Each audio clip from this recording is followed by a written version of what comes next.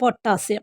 വെള്ളത്തിൽ അലിയുന്നതും ചെടികൾക്ക് എളുപ്പം ലഭിക്കുന്നതുമായ ഈ രാസവളം നമ്മൾ ഓരോ മാസവും 50 ഗ്രാം വീതം ചെടികൾക്ക് നൽകുന്നത് വളരെ ഗുണകരമാണ്. നമ്മുടെ കൈകളിൽ ഒന്നോ രണ്ടോ അതല്ലെങ്കിൽ വളരെ കുറഞ്ഞ അളവിലുള്ള ചെടികൾ മാത്രമാണ് ഉള്ളതെങ്കിലും അതിൻ്റെ എല്ലാം വളർച്ചയ്ക്ക് അത്യാവശ്യമായ ഘടകമാണ് പൊട്ടാഷ് എന്നത്. ഇനി നമുക്ക് എന്താണ് പൊട്ടാഷ് എന്ന് നോക്കിയാലോ. വളമായിട്ട് ഉപയോഗിക്കുന്ന പൊട്ടാസ്യത്തിന് പൊട്ടാഷ് എന്ന പേര് വന്നത് ഇവയെ തുടക്കത്തിൽ ഉൽപ്പാദിപ്പിച്ചിരിക്കുന്ന രീതിയിൽ നിന്നാണ് കേട്ടോ. മരത്തിൻ്റെ ചാരത്തിൽ നിന്നായിരുന്നു മുൻപ് പൊട്ടാസ്യം വേർതിരിച്ചെടുത്തിരുന്നത്.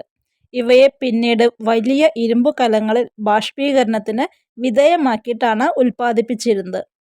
ഈ പ്രക്രിയയിലൂടെ ലഭിക്കുന്ന പൊട്ടാസ്യം ഉൽപ്പന്നത്തെ പൊട്ടാഷ് എന്നാണ് വിളിച്ചു വന്നത്.